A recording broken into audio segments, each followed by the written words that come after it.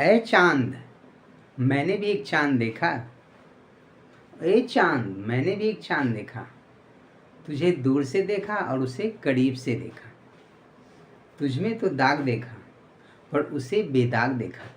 तो जय माता दी बच्चों, हम लोग मैथ का सिंपल कंसेप्ट सीखेंगे। ये सब बेदाग दाग तो होते रहता है, ये सब कुछ कहने की बात है, इस पर ज़्यादा दिमाग नहीं लगाना है।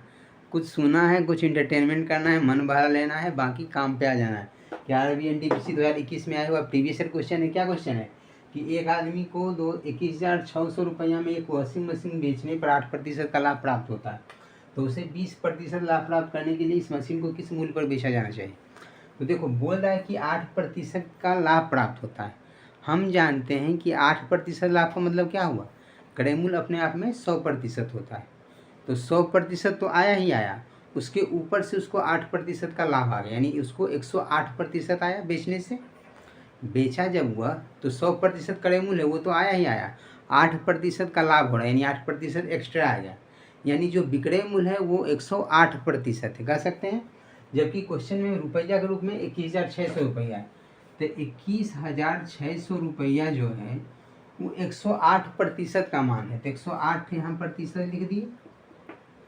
अब पूछ रहा है आपसे कि 20% लाभ प्राप्त करने के लिए इस मशीन को कितने में बेचना चाहिए। तो 20% का लाभ का मतलब क्या हुआ कि 100% क्रय मूल्य, 20% लाभ, यानी 120%। तो 120% का मान आपसे पूछ रहा है, तो उसको गुना कर देंगे, परसेंट से परसेंट कैंसिल होगा। सिंपल सा लॉजिक है, इसमें कुछ जुमा नहीं करना था। 108 से 2 बार में 216, 2 जीरो आ गया। अब 200 को 120 से गुना करेंगे तो क्या हो जाएगा, 12 दूना 24, 3 जीरो, रुपया आ गया। 24,000 रुपया इधर right answer for this question है ऑप्शन नंबर डी। समझे कि नहीं समझे, सिंपल लॉजिक है, इसमें कुछ लगाना है, अजूबा कुछ नहीं किया। सिंपल सा बोला गया कि 21,600 रुपये में वॉशिंग मशीन बेचने पे 8% का लाभ प्राप्त हो रहा है।